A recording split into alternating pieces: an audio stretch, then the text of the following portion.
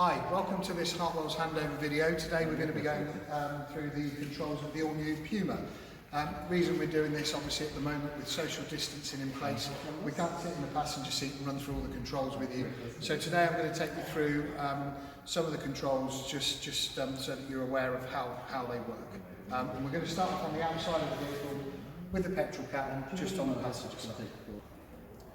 So, petrol cap is very easy to open. It's just literally pull open like that, and then inside you have the Ford Easy Fuel system. Ford Easy Fuel system is great because whether the car is petrol or diesel, you can just select the nozzle that you wish, pop it in there and just pump away until you've got enough fuel that you want, and then just pull it out, put it back on, and the flap closes back down just like that. If we head round to the rear of the vehicle, we have the boot on the car. There is just a release rubber pad just underneath here. You can also open it on the key, but basically we open up the car. And one of the great things about the all-new Puma is this cool little box just underneath here. So as you can see, there's loads of room in there, completely watertight as well, so you can fill that with water. If you're driving to the beach and you want to put some ice and beers on ice, you can do that, but also there's some great storage space there, and of course when the rear shelf is just down there, it's completely covered. So now we're in position in the all-new Ford Puma. There's some various movements that you can make on the seat. There's a rack just down between your legs that you can pull up, and it will allow you to move the seat backwards and forwards. You also have an adjustable height on the seat, so you can pump that up and down. There's also a turning button just back here, which will enable the seat to go forwards and backwards like that. With the steering wheel as well, you've got a lever just down to the left underneath the steering column, which you pop down, and the steering wheel can then move up and down and in and out. Really, really straightforward. So we have some controls on the door here, and we've obviously got the electronic windows front and rear that can be controlled from on the door. Also we have the wing mirrors that can be adjusted as well. So you literally flick the left hand button to do the passenger side and the right hand button to do the driver's side, and then you just move this button around like a joypad here, and then obviously you can fold the wing mirrors in as well. There's also a lock and unlock button from inside the car, so when the door is shut and you're driving or you're sat in traffic, you can lock and unlock the car from there. And we have the lights just down this side here. So again, the lights are controlled. You have off, side lights, headlights and auto lights. As long as your lights are on auto, which the setting, as you can see, is on auto at the moment, then they will come on when it's dark. You have your front and rear fog lights, and you also have two little buttons here that will illuminate and deluminate the dash. In the middle, we have an adjustment of the lights as well. So if you do have quite a heavy load in the boot of the car, you can adjust this to lower the lights back onto the road, because obviously with the heavy boot, you can lift the lights up slightly. So now we'll move on to the controls that are on and around the steering wheel. We'll start on the right hand side with your windscreen washers and wipers here. So the first click up sets the windscreen wipers onto intermittent mode. As I mentioned, if your lights are on auto, then the windscreen wipers will also go onto auto there, so when it rains they'll go on. You can override that, and there is an adjustable intermittency speed just in the middle there. The next click up, the windscreen wipers will go all the time, and the third click up even faster, so for when it's torrential rain. I'll bring it all the way back down again for you. For your windscreen wash, you just flick the button towards you and the washer will clean the screen for you. For your rear wipe, you have a little control on the side here, just flicks up and down, and that will do the rear wiper, and also push it away and that will put the rear wash wipe on as well. On the right hand side of the steering wheel here, we have our controls for our menu screen just in front of us, and you can toggle through what we have on there. It will give you things like average miles per gallon, average miles per hour, all those sorts of bits and pieces. Just underneath we have some controls for the voice control and Bluetooth when your phone is connected. So you have an answer and an unanswer button if you want to, and you also have a voice control button, so you can use this without taking your hands off the steering wheel. Press the button there, say call home, and the car will call home for you.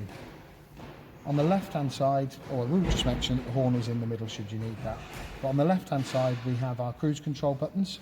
Again, you get to the particular speed that you want to and you hit the cruise control on. You can also vary the speed by pressing these two buttons. It can be reset, it can be cancelled, and you can even press a limit button if you wish to. We have some volume controls just underneath here for the radio, and that one will take the volume down. This button in the middle will take the volume up, and that will mute the whole system altogether. Following round just to the left hand column, you have your indicators, obviously left and right, and you also have your flash on here and your main beam dip. There is also a lane keeping aid button just on the end of the stalk. The car will see the lane that you're in and keep you within that lane should you start to wander over. So we'll now start in the centre part of the vehicle, and just at the bottom here you can see we've got three little buttons. We've got a driving mode button, so you can change the mode of the vehicle to snow, to rain, to sports mode. You've also got traction control that you can turn on and off, and also the auto start stop button.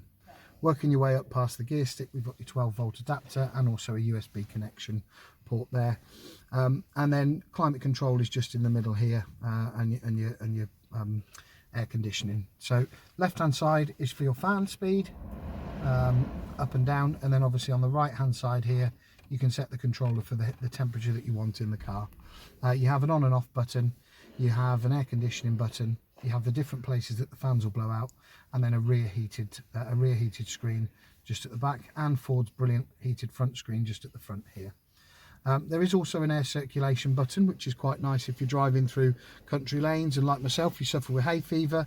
You can press this button here, it will recirculate the air in the car, not letting any of that other air into the car, so you won't get any pollen in, which is quite nice.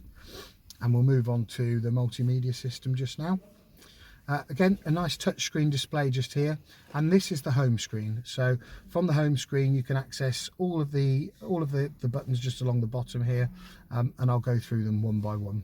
So you've got your radio button, so audio, and you can set your different stations just along the bottom, and you've got all sorts of different ones that you can use. You've got DAB, you've got AM, you've got FM. There's a Bluetooth audio if you've got your phone connected, and like I mentioned earlier with the USB socket, if you've got a USB plugged in, you'll be able to see that on there as well, and you could be able to use that. At any point, if you press the home button, it will take you back to the home screen. So we'll move on to phone. Very, very straightforward to add a phone. You just press the add phone button. What you then do is go into your Bluetooth settings on your own phone, find the Ford Puma, pair it up. It will ask you that the codes match on the radio and on your phone, and it's very simple to pair from there. The navigation, again, very, very straightforward, nice and easy. Press your menu button, and you can decide what you want to do. If you're looking just to put a postcode in, or a street name, or even a town, that's what you can search from by just pressing the search button, and you enter what you want to enter into there. Mobile apps just along here. Again, depending on what phone you've got with the car, you've paired with the car, will depend on what apps you have in here. But these are the apps where you find your Ford Pass, Spotify, lots of different apps like that.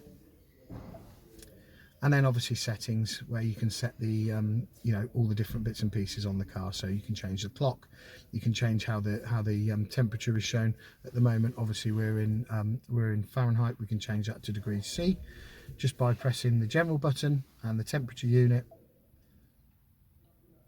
and you just change it to Celsius. So again, very, very simple.